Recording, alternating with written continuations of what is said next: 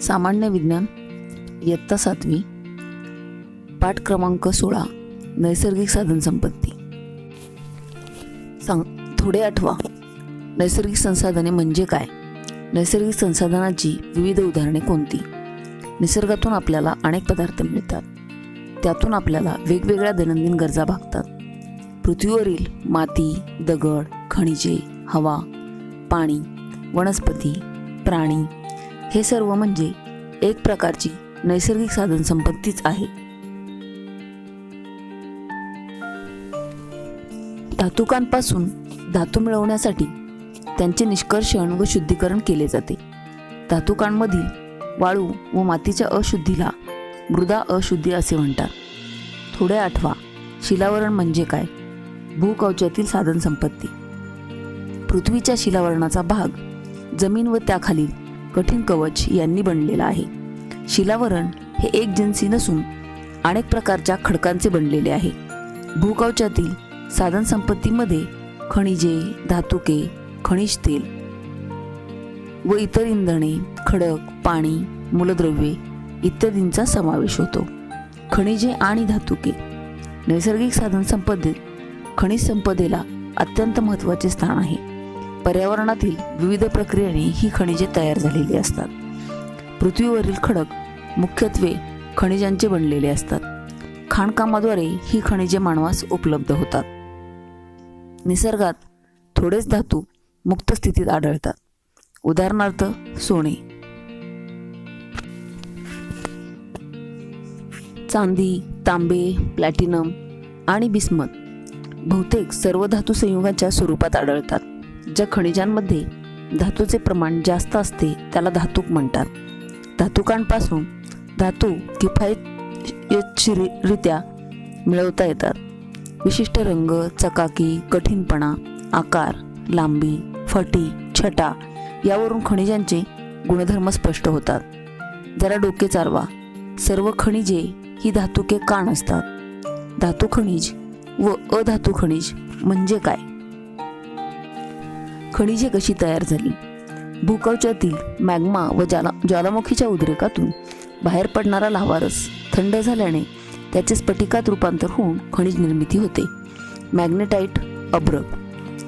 बाष्पीभवनाच्या माध्यमातून स्थायू स्फटिक शिल्लक राहिल्याने खनिज निर्मिती होते. हलाईट, जिप्सम. तापमान व दाब यांच्यातील मोठ्या बदलामुळे खनिजे एकातून दुसऱ्या स्वरूपात रूपांतरित होतात. हिरा, ग्रॅफाइट. काही सजीवांपासून असेंद्रिय खनिजांची निर्मिती होते. उदाहरणार्थ संरक्षणासाठी तयार झालेले शरीरावरील कवच जसे शंख, शिंपले, माशांची हाडे इत्यादी. शिंपला. गुणधर्मानुसार खनिजाचे वर्गीकरण. अधातू खनिजे: अभ्रक, गंधक, जिप्सम, पोटॅश, ग्रॅफाइट, हिरा, फेल्डस्पार. धातू खनिजे: लोह, सोने, चांदी, कथील, बॉक्साइट, मॅंगनीज, प्लॅटिनम, टंगस्टन. ऊर्जारूपी खनिजे: दगडी कोळसा, खनिज तेल, नैसर्गिक वायू. रत्ने व रत्नसम खनिजे: हिरा, माणिक, नीलमणी, पाचू, जेड, झिरकॉन अशी काही महत्त्वाची खनिजे रत्नस्वरूपात वापरली जातात. त्यांना मोठी मागणी असते. माहिती आहे का तुम्हाला? भूगर्भात मिठाचे साठेही सापडतात. हे खनिज मीठ सैंधव मीठ किंवा शेंदेलोण या नावाने जेवणात किंवा काही औषधात वापरले जाते. कोण काय करते? Indian school of mine, Dhanbad ही 1926 साली खाणकाम शिक्षणाच्या संदर्भात स्थापन झालेली संस्था आता इंडियन इन्स्टिट्यूट ऑफ टेक्नॉलॉजी म्हणून कार्यरत आहे. इंटरनेट माझा मित्र. विविध खनिजांची चित्रे यूट्यूबवरून खनिज उत्खननाचे व्हिडिओ मिळवा व वर्गात सादर करा. काही प्रमुख खनिजे व धातुके. 1. लोह खनिज. अशुद्ध स्वरूपात सापडणाऱ्या लोखंडास लोह खनिज म्हणतात. टाचणीपासून ते अवजड उद्योगधंद्यांपर्यंत विविध साहित्य निर्मितीमध्ये लोखंड वापरले जाते. उदाहरणार्थ शेतीची अवजारे, रेल्वे, रूळ इत्यादी. मॅग्नेटाइट, हेमॅटाइट, लिमोनाइट, सिडेराइट ही 4 प्रमुख लोह खनिजे आहेत. 2. मॅंगनीज. मॅंगनीजची खनिजे कार्बोनेट, सिलिकेट, ऑक्साईड या स्वरूपात आढळतात. मॅंगनीजच्या संयुगाचा वापर औषधे तयार करण्यासाठी तसेच काचेला गुलाबी रंगछटा देण्यासाठी केला जातो.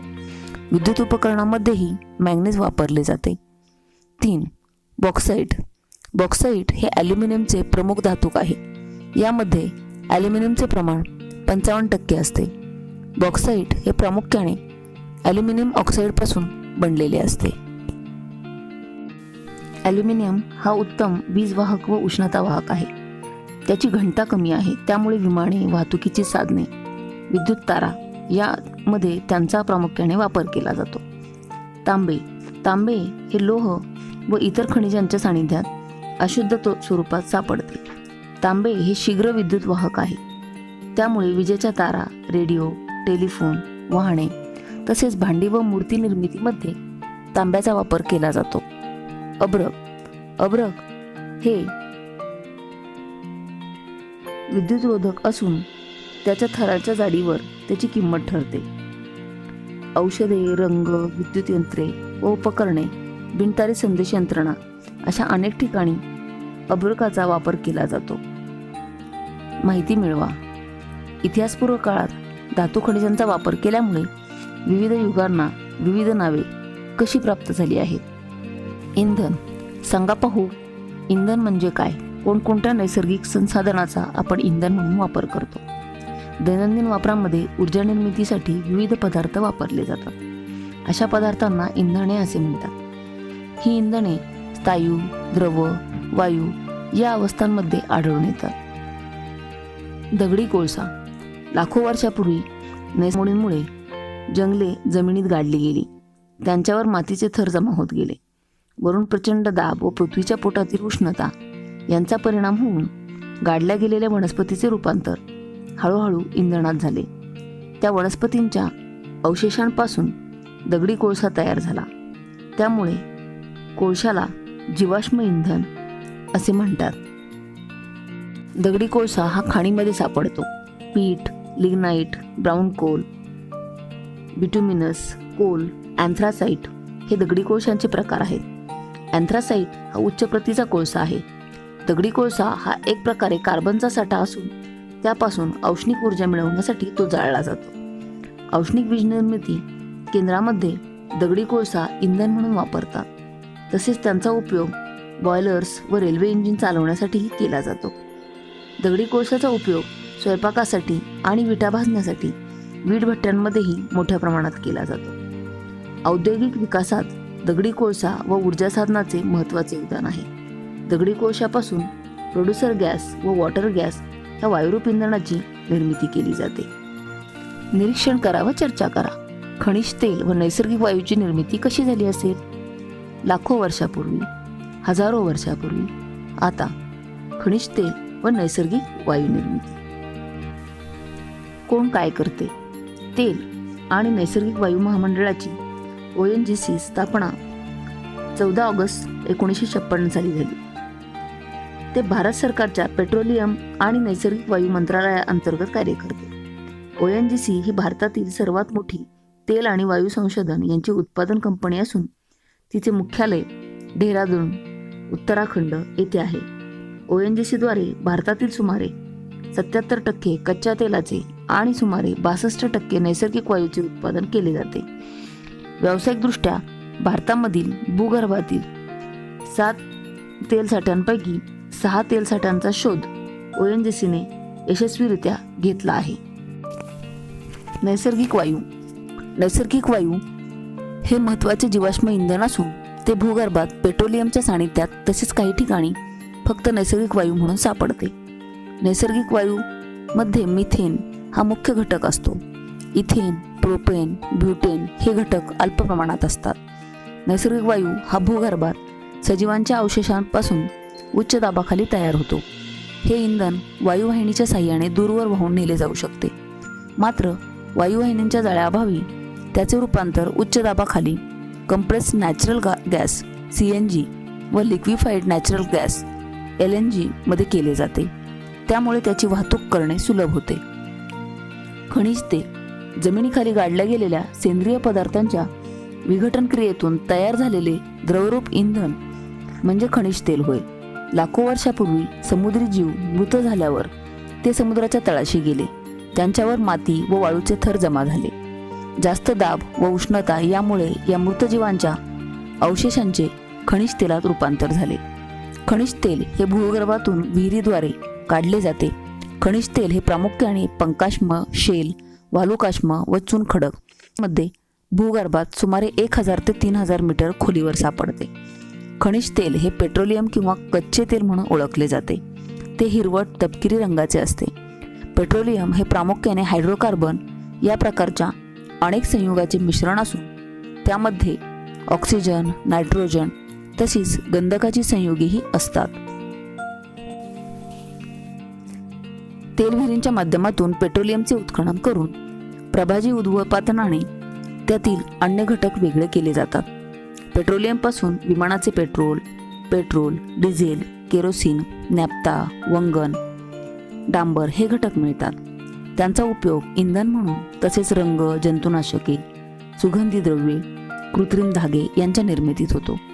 CNGची वैशिष्ट्ये: सहज पेट घेतो, ज्वलनानंतर घनकचरा शिल्लक राहत नाही, कमी प्रमाणात CO2 आणि पाणी तयार होते, इतर प्रदूषके तयार होत नाहीत, सहजतेने वाहून नेता येतो, ज्वलनावर सहज नियंत्रण ठेवता येते. माहिती आहे का तुम्हाला? जीवाश्म, जीव, सजीव सृष्टी, अश्म, दगड म्हणजे जीवाचे दगडात झालेले रूपांतर. जीवाश्म म्हणजे लाखो वर्षापूर्वी गाडल्या गेलेल्या सजीवांनी मागे ठेवलेल्या आपल्या अस्तित्वाच्या खुणा होत. काही वेळा सजीवांचे ठसे कोळशाच्या दगडांच्या पृष्ठभागावर दिसतात. जरा डोके चालवा. खनिज तेलाला लिक्विड गोल्ड असे का म्हणतात? दगडी कोळसा ब्लॅक गोल्ड म्हणून का ओळखला जातो? भूगर्भातील खनिज संपत्ती संपून गेली तर काय होईल? माहिती आहे का तुम्हाला? Liquefied petroleum gas LPG. अशुद्ध पेट्रोलियमच्या शुद्धीकरणातून पेट्रोलियम गॅसची निर्मिती होत असते. पेट्रोलियम गॅसवर उच्च दाब देऊन त्याचे आकारमान 1/240 पट करताना त्याचे द्रवात रूपांतर होते. दाबाखाली द्रवरूप अवस्थेत राहावा यासाठी तो जाड पोलादी टाक्यांमध्ये साठवतात. साठवलेल्या टाकींमधून बाहेर येताना याचे परत वायूत रूपांतर होते. या वायूत प्रामुख्याने प्रोपेन आणि ब्युटेन हे 2 घटक 30-70 या प्रमाणात असतात. तो वासरहित असतो, परंतु कोणत्याही कारणाने त्याची गळती झाल्यावर लगेच समजून येऊन अपघात टळावा यासाठी त्यामध्ये इथिल मॅरकॅप्टन हे तीव्र आणि विशिष्ट वासाचे रसायन अल्प प्रमाणात मिसळलेले असते. यामुळे LPGची गळती आपल्या लक्षात येते. जरा डोके चालवा. नैसर्गिक वायू हे पर्यावरण स्नेही इंधन कसे? झपाट्याने वाढणाऱ्या लोकसंख्येमुळे इंधनाची मागणी वाढली आहे. मात्र जीवाश्म इंधनाचे साठे मर्यादित आहेत. वाढीव मागणीची पूर्तता करणे अवघड होत चालले आहे. ते संपण्याची भीती म्हणजे ऊर्जा संकट होय. खनिज तेल, दगडी कोळसा या जीवाश्म इंधनाचे मर्यादित साठे व वाढती मागणी म्हणून पर्यायी इंधन वापरात येऊ लागले आहे.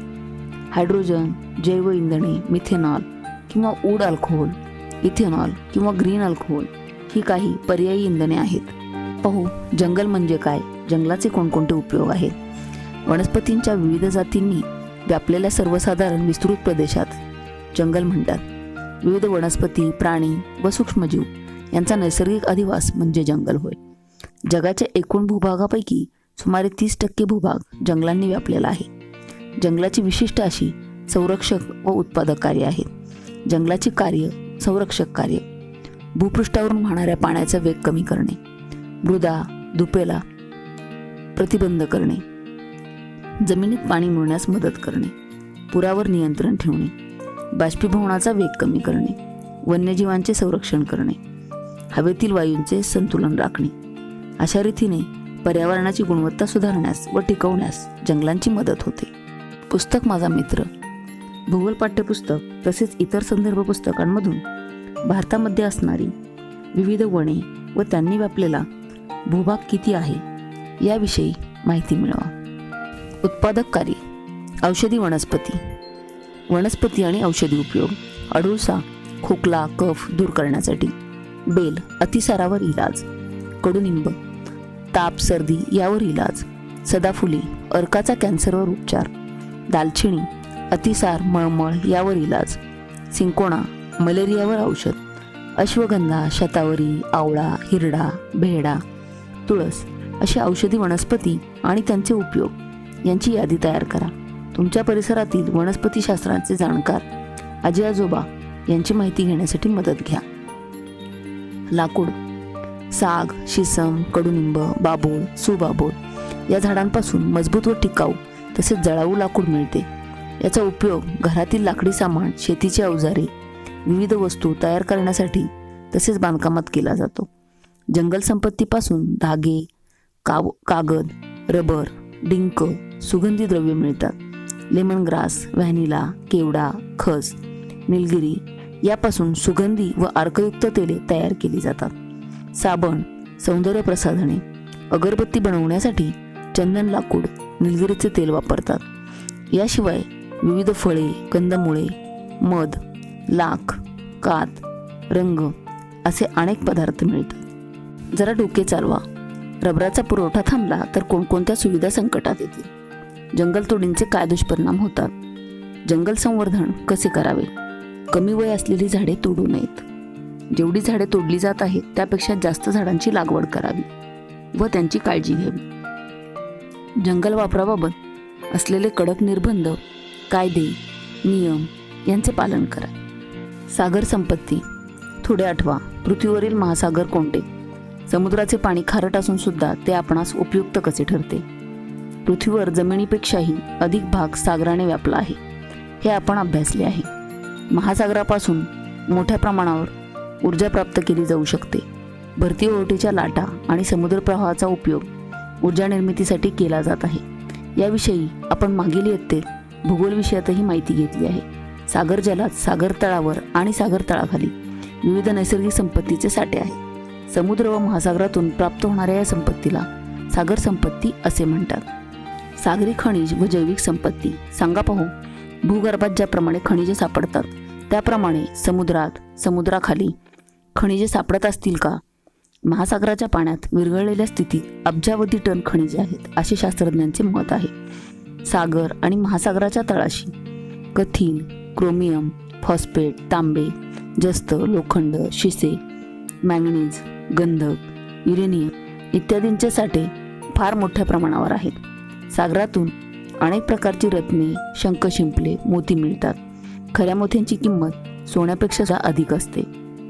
सागर तळामध्ये खनिज तेलांचा व नैसर्गिक वायूचा साठा मोठ्या प्रमाणावर उपलब्ध आहे. विहिरी खोदून आपण तेल व वायू मिळवतो. भारतात सागर तळातून खनिज तेल व नैसर्गिक वायू मिळवण्यासाठी 1974 साली मुंबई हाय या ठिकाणी सागर सम्राट ही पहिली खनिज तेल विहीर खणली गेली. या विहिरीतून मिळणारा नैसर्गिक वायू पाईपलाईनद्वारे उरण या ठिकाणी वाहून आणला जातो. सागरी खनिज संपत्ती. थोरियम अणु ऊर्जा निर्मितीमध्ये वापर. मॅग्नेशियम कॅमेऱ्याच्या फ्लॅश बल्बमध्ये. पोटॅशियम साबण, खाच, खतं निर्मिती मधील प्रमुख घटक. सोडियम कापड, कागद निर्मितीमध्ये वापर. सल्फेट कृत्रिम रेशीम तयार करणे. सागरी जैविक साधन संपत्ती. कोळंबी, सुरमई, इत्यादी मासे प्रथिने व जीवनसत्वे यांचे स्रोत असल्याने अन्न म्हणून प्रमुख उपयोग. सुकट, बोंबील यांची भुकटी. कोंबड्यांचे खाद्य उत्तम खत म्हणून शेतीसाठी वापर. शिंपले औषध निर्मिती, अलंकार, शोभेच्या वस्तू निर्मितीसाठी. बुरशी प्रतिजैविकांची निर्मिती. शार्क कॉड मासे ड ई जीवनसत्वयुक्त तेल निर्मिती.